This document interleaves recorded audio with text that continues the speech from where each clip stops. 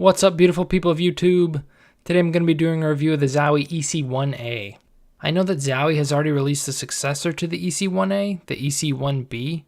I had a chance to use it for a brief period of time, not enough to do a full review on it, but in many respects it almost seemed like a downgrade. The coating was more slippery, and my model actually had sort of a coil whine sound coming from it.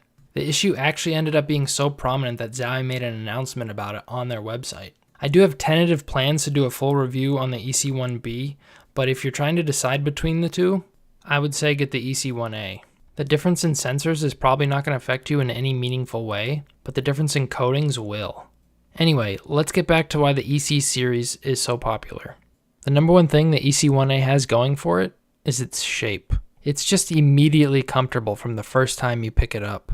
It is a large mouse, probably one of the bigger ones I've ever used. And while I usually use some hybrid of claw grip, due to its size, it forced me to use full-on palm. And while this didn't cause any issues in terms of comfort, I did feel that my gameplay performance was being hindered a little just by a mouse that was too large for me. For reference, I have 20.5 by 10.5 centimeter hands, so I'd really probably only recommend this mouse for people with hands larger than that, or if you know going in that you like large mice, then this might be for you. Now I want to talk more about shape here because it really is a beautifully designed mouse. On the left side, going from bottom to top, there's a subtle outward slant, and on the right side, going from bottom to top, there's a subtle inward slant. A lot of the right-handed ergonomic mice that I've used and tested have these same inward and outward slants, but in my opinion, they're just not done as well as they are here on the EC series. I think a big part of what makes this mouse so comfortable is that not only is there plenty of space for your fingers, but the mouse also doesn't dictate exactly where any of them should go. If you compare this to, say, something like the Razer Death Adder Elite, it's probably not going to be as comfortable for as many people because there's less space for your fingers and the mouse actually dictates where some of them should go. If you just take a look at mouse buttons 1 and 2 and compare them, you'll see that the finger grooves on the EC1 are much more subtle, giving you more freedom to place your fingers wherever. Moving on, let's talk about the buttons. I would say mouse buttons 1 and 2 are above average. They offer a good satisfying click, but they could definitely be improved upon. They're still not anywhere near as good as, say, the Logitech G403s or the Final Mouse Ultralights. In terms of the stiffness of the clicks, I would say they're around average, maybe leaning a bit towards the stiff side.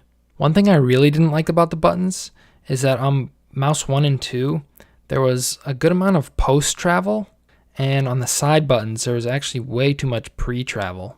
At times, this made the mouse buttons feel mushy, especially 1 and 2.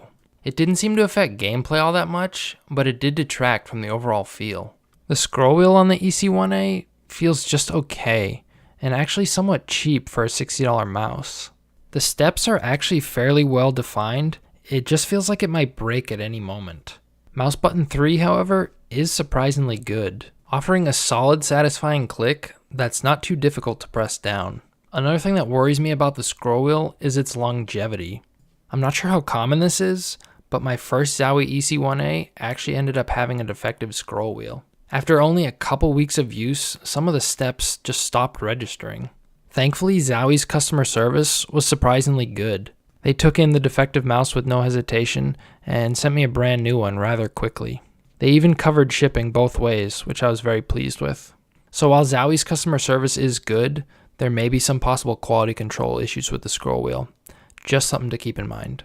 Zowie keeps the same classic 2 large mouse feet on the bottom, just like the FK and ZA series, which I actually like a lot. They seem to glide very smoothly. They also keep that same smooth rubber cable as well. And just like all other Zowie mice, the EC series comes with 4 preset DPIs with no available options for additional software. Each DPI actually corresponds to a different color for the scroll wheel. 400 is red, 800 is purple, 1600 is blue, and 3200 is green. There are also instructions in the manual to change the polling rate. Out of the box, it's set to 1000 Hz. The EC1-A is equipped with the PixArt 3310 optical sensor, and I have to say, it performed flawlessly. I never experienced any spinouts or loss of tracking while gaming, and overall, it just felt very snappy. While the PixArt 3360 optical sensor is technically the best on the market, I think in a blind test I would have a difficult time discerning between the two. A lot of pro gamers actually use the 3310 optical sensor in competitive play, so I wouldn't really be worried at all about it being the quote-unquote second best. Zowie also did a nice job with the coating. It feels very similar to, if not the exact same as the ZA and FK series. Thanks to the matte finish and overall excellent shape of the mouse, it never once slipped out of my hand or even felt like it was going to. With that in mind, it's not hard to see why the EC1 is such a popular FPS mouse. I really just wish they would improve the buttons. I know they're a little bit better on the EC1-B, but from my memory, they're still nowhere near as good as the Logitech G403s or Final Mouse Ultralights. While the buttons and sensor could be considered second rate, the shape is one of the best I've ever used, and this is coming from someone who found it to be too large for them. So if shape is a top priority for you, and you're looking for a right-handed ergonomic mouse, I would definitely check out the EC series. My next mouse review is actually going to be on the EC2-A, the EC1-A's little brother. Anyway, that's going to do it for me over here at Jeff's Review Corner. I hope you found the video helpful. If you did, please do go ahead and click that like button. It is always appreciated. If you thought the video sucked, go ahead and click that dislike button and let me know in the comments what you think I could be doing better. I'm also happy to answer any questions or concerns you guys may have. Just go ahead and leave me a note in the comment section, and I'll do my best to get back to you. Thanks for watching.